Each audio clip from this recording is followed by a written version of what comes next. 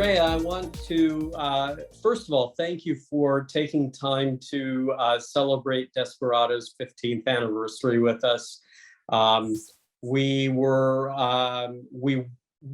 and are proud to have featured your film in our festival. And I'm excited to have this chance to talk with you. First of all, could you share the name of your film? The film is titled A Marine Story.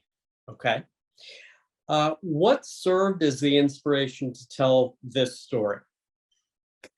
The initial pinch was that after the gymnast, we were approached by a then sort of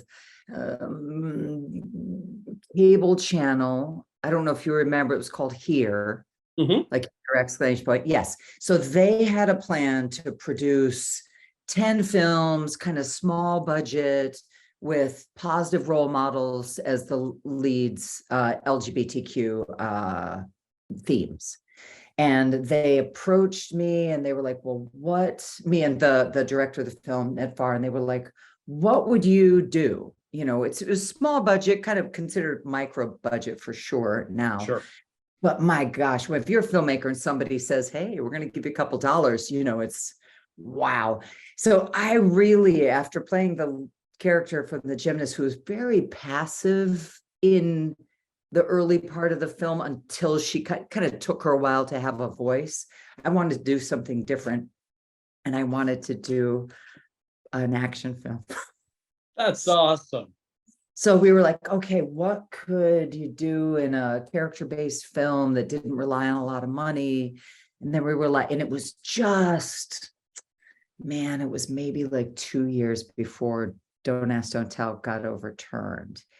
And it was very present in the media, a lot of discussion, because linguists who could speak the languages of the perpetrators of terrorist attacks were being kicked out of the military because they were gay.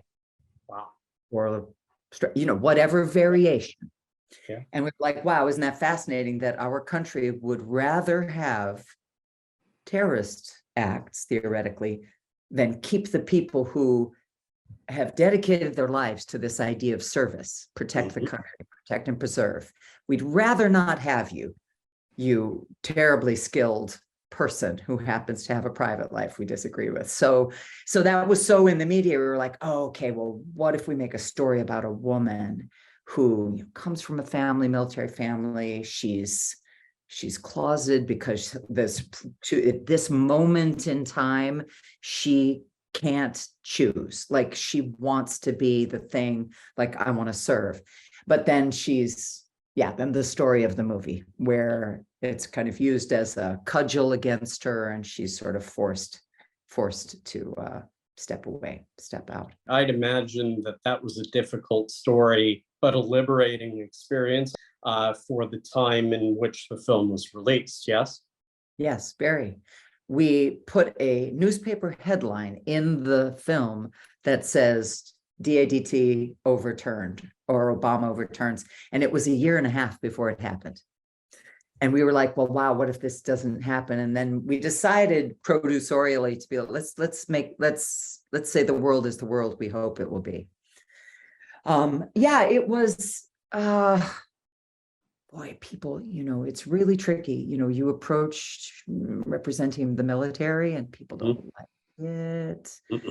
A woman representing a Marine is tricky, complicated, you know, you really step in delicate territory.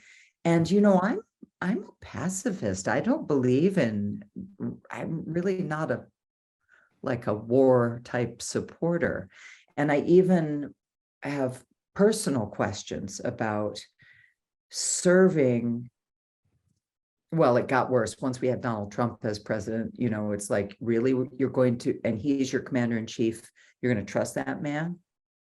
And he gets to say anything and you do anything, because that's what the chain of command demands of you. So I have a lot of feelings about where our money goes and the wars we support and all the rest of that. So, but when I started to research what people who were having to serve closeted had suffered. And then if they had been outed, say, 19 years, 8 months before their pension, losing everything, and then saying, I would have done it again because it was the best experience of my life. Like, that was such. That's inspiring. Very rich, very, very rich story. Human thing, human story. Well, it strikes me as such a beautiful thing that you can take something so complex, yet so very narrow in scope, and tell such a liberating story, a very human, as you said, story. But how has the reaction to your film changed since it was released? This year it showed up on a list of, I think, 10 best LGBTQ, I don't know how it was designated, but films about the military. And that was a very proud moment, because if people are still examining it and feeling like it holds up, that's great. Well, I'm just going to finish the beginning of the story, because the Here Network never happened. Those movies never happened, but we fell in love with the story so much that we made it anyway, without the financial support of that. Bravo. Network. Thank you. Bravo. Yeah, which is an important thing. But that was the thing. Once we got into it and the research to it, it was like, well, we have to. What was nice about the journey of that film, and it's been sort of true, although, my gosh, there's so much content out there. I don't know how people find films like ours. I really don't. But mostly, I would say the reactions pretty much stayed consistent to people who were in the military, particularly if they were closeted in the military, but also people who, I would say, straight male people, have reached out to me and said that it affected the way they had perceived the issue, that there was a different way of thinking, and that's, that's the most one could hope for. Yeah. And yeah, I don't know. I guess time will tell, right? If it resonates. Well, it's a powerful statement that you have a film, and when you put a film into the world, whether you're on the festival circuit or you get a distributor that picks it up and puts it out there for people to discover, the fact that it can reach across the aisle and affect both those in the community and those outside the community who might disagree with it or might agree with it and just simply not understand what it is and have questions, is in and of itself a powerful statement. Yeah. It was also before marriage was legalized. I mean, it's crazy. I remember Ned Farr, our director, to his credit, I remember him saying, once Don't Ask, Don't Tell crumbles, he said, you can't not allow marriage. Right. Because if we're going to say you can die for us, then how do you argue the other? And I always thought that was kind of bold. I was like, well, I don't see that as a cascade domino thing, but I mean, maybe it was, maybe it was a participator. One last question, and it goes back to something that you said just a moment ago, because it's way too true. But in the nether regions that is known as streaming, all the content that's out there, how do people find your movie? And your question. And so I'd put it to you. Where is your film streaming right now or available that somebody who hasn't seen your film can sit down and watch it? My goodness, I believe it's on Amazon Prime for purchase. Okay.